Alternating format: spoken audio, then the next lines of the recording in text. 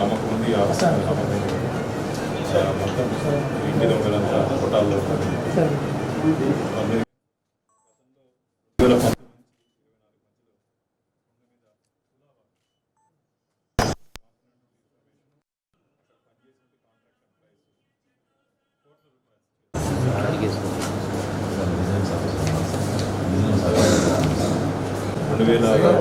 నుంచి 24 మధ్యలో ఒక 20 సార్లు ఈ ఇష్యూ మీద కంప్లైంట్ చేశారు.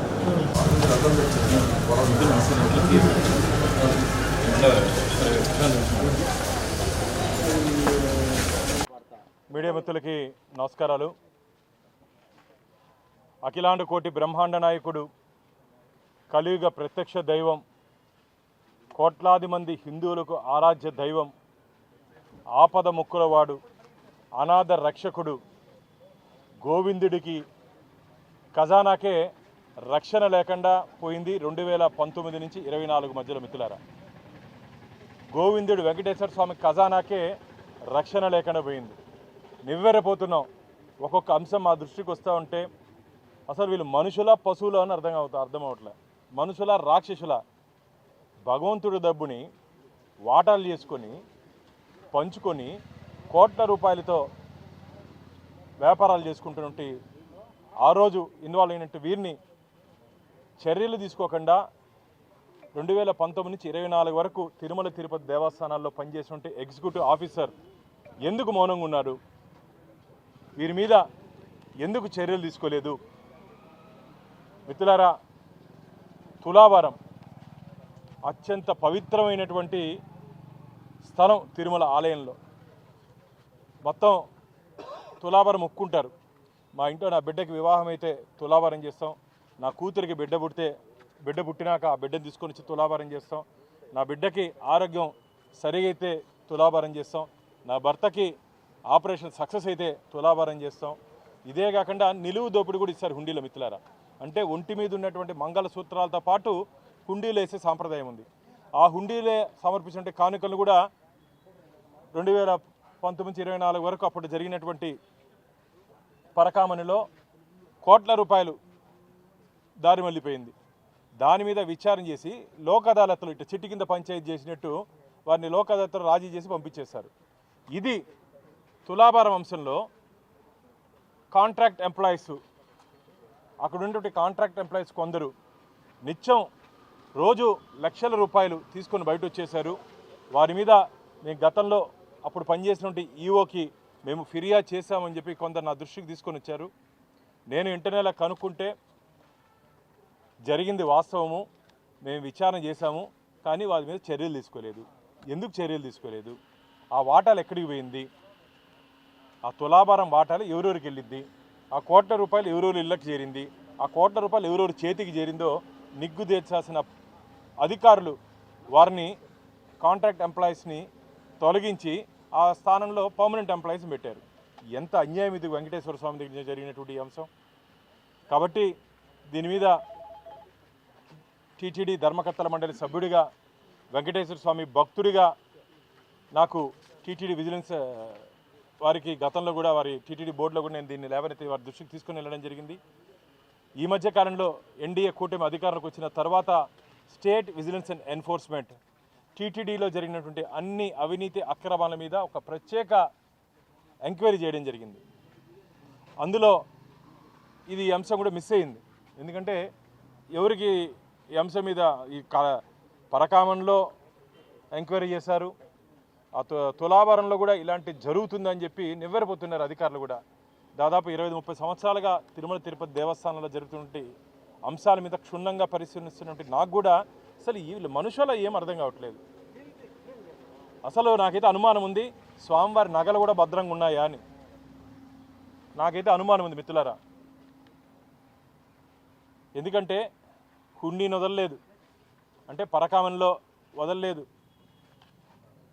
ఇదేంది మన తులాభారాన్ని వదలలేదు, అసలు ఆభరణాలన్నా భద్రంగా ఉన్నాయని చెప్పి నాకు అనుమానం ఉంది. ఒక ధర్మకర్తల మండలి సభ్యుడిగా నాకు అనుమానాలు ఉంది. నేను రేపు జరగబో ధర్మకర్తల మండలి సమావేశంలో దీని మీద అడగాలనుకుంటున్నాను భక్తుల తరపున. ఇది చాలా బాధాకరమైన విషయం. ఎందుకంటే నేనైతే గట్టి నమ్మకం ఉంది టీటీడీ ఉన్నటువంటి వ్యవస్థల మీద. ఒక పిడికడి మట్టి కూడా బయటికి తేలేరని చెప్పి ఒక గట్టి విశ్వాసం నమ్మకం నాకు ఉండేది. కానీ 2019 నుంచి 24 మధ్యలో అప్పటి నుండి అధికారులు, ధర్మకర్తల మండలిలో ఉన్నటువంటి పెద్దలు గూడుపుటాన్ని చేసుకొని స్వామివారి సొత్తుని ఇట్లా ఇష్టానుసారంగా పప్పు బెల్లాలు పంచుకున్నట్టు పంచుకునేశారని చెప్పి ఒక ఆవేదన, ఆందోళనతో నేను మాట్లాడుతున్నా మిత్రులారా. ఇది మంచిది కాదు. ఏ విధంగా అయితే గతంలో తిరుమల తిరుపతి దేవస్థానాల్లో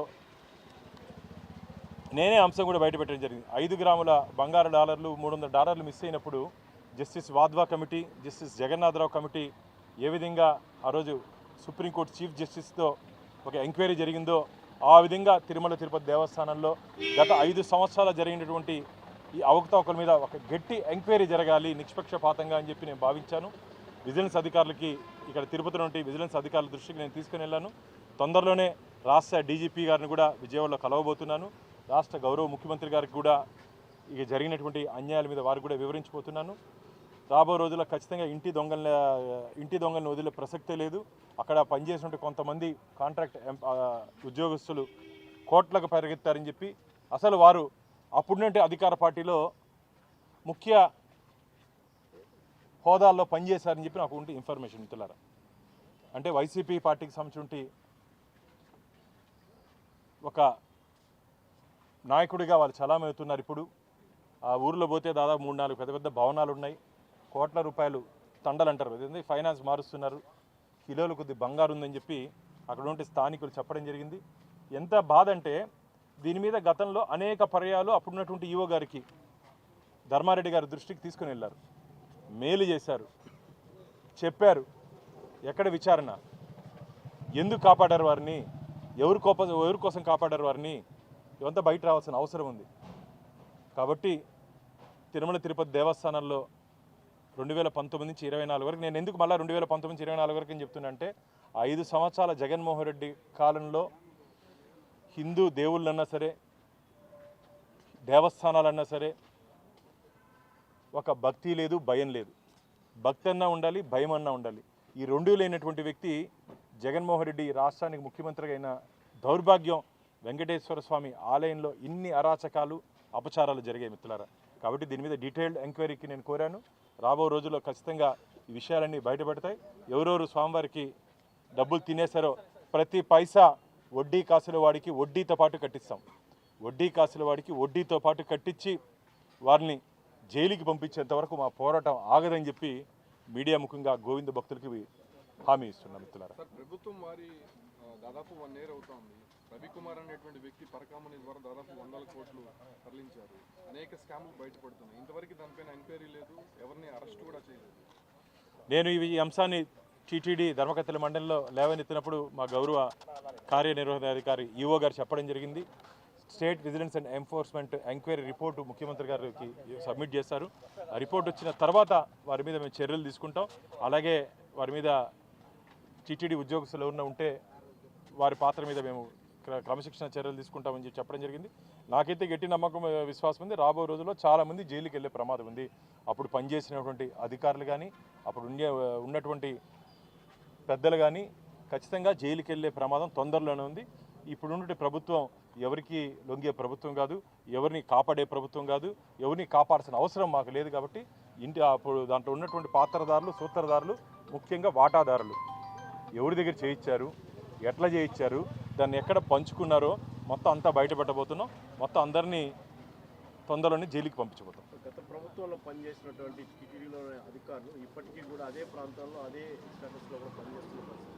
వాళ్ళ వల్లే ఈ అవినీతి కుంభకోణాలు ఏది కూడా వెలుగులోకి రాకపోవడం, ఏదైతే ఒక విచారణ పేరుతో కూడా జాప్యం జరుగుతుందని చెప్పి కూడా భక్తులు అనుకుంటున్నారు. ఇది ఖచ్చితంగా దీంట్లో వాస్తవం ఉంది. గతంలో పనిచేసినటువంటి ప్రభుత్వంలో ఉన్నటువంటి అధికారులు కొందరు ఇంకా టీటీడీలు ఉన్నారు కాబట్టి ఇంకా దానికి సంస్థలో కొన్ని లోటుపాట్లు బయట రాకుండా కాపాడుతున్నారని చెప్పారు.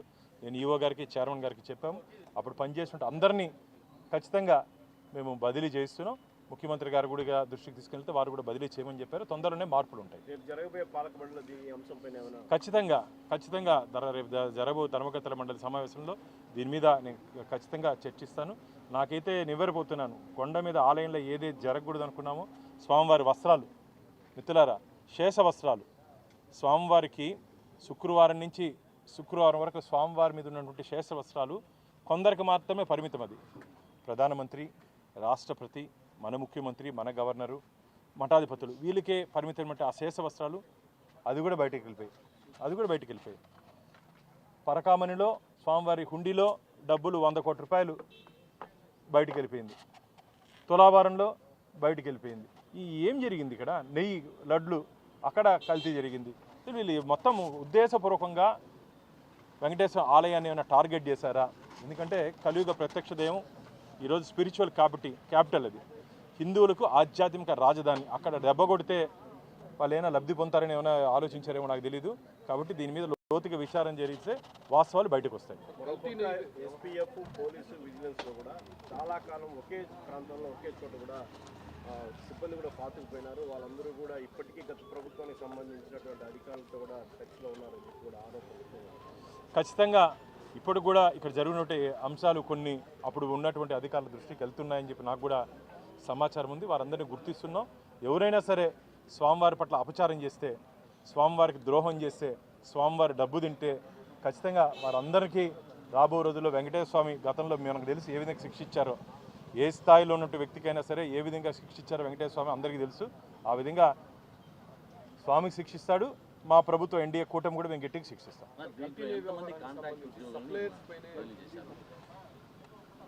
అసలు చర్యలే తీసుకోలేదు వాళ్ళ మీద.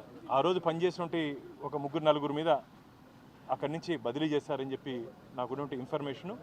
వారు ఒక్కొక్కరు కోట్ల రూపాయలకు పడగెత్తారని చెప్పి ఇన్ఫర్మేషను. నేను అసలు ఎలా జరిగిందని చెప్పి వారిని మాట్లాడితే మొత్తం అన్నీ గూడు పుటానయ్యి రోజుకి ఉదాహరణకు 100 మంది తులాభారం చేసుకుంటే నేను మొన్నపైగా విచారించా. తులాభారంలో నేను పోయిన రోజు 10,18,000 రూపాయలు కలెక్షన్ వచ్చింది. మొత్తం 95% నగదు వస్తుంది. నగదు డబ్బు రూపంలో వస్తుంది. వీళ్ళు ఒక 100 మందికి చేస్తే, ఒక 100 మంది మనం తులాభారం చేసుకుంటే అక్కడ ఉన్నటువంటి మిషన్ని మానిటర్ చేసి దాన్ని 60కో 70కో తగ్గించి మిగతా 60 బ్యాంకుకి క్రెడిట్ చేసి మిగతా వీళ్ళు ఇంటికి ఎత్తుకొని వెళ్ళిపోయినారని చెప్పి ప్రాథమికంగా నాకున్నటువంటి ఇన్ఫర్మేషన్ తప్ప ఎలా జరిగిందని. అది బ్యాంక్ రిమిట్ చేయాల్సిన డబ్బులు వీళ్ళు ఎలాకెత్తుకొని వెళ్ళిపోయినారని. ఇంత దారుణం. అదే చెప్తున్నా కదా, ఒక గుప్పడి మట్టి కూడా ఆలయం నుంచి బయటికి తేలేమని చెప్పి విశ్వాసం ఉన్నట్టు నాకు ఈరోజు ఇంత ధైర్యంగా ఎవరు ఏం చేయలేరని చెప్పి ఒక అహంకారంతో ఎవరు ఏం చేసినా మమ్మల్ని తప్పించుకుంటామని చెప్పి నమ్మకంతో చేశారేమో. స్వామివారి దగ్గర ఎవరు తప్పించుకునే అవకాశమే లేదు. దీనికి ఫలితం చాలా కఠినంగా ఉండబోతుంది.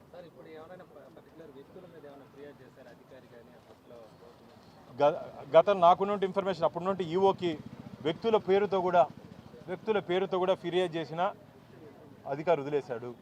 వ్యక్తుల పేరుతో కూడా, ఎందుకంటే ఎంక్వైరీ జరగకముందు మన పేర్లు ప్రస్తావించకూడదు కాబట్టి వ్యక్తుల పేరుతో కూడా ఫిర్యాదు చేసిన ఎందుకు అధికారి వదిలేశాడు? ఎవరిని కాపాడడానికి?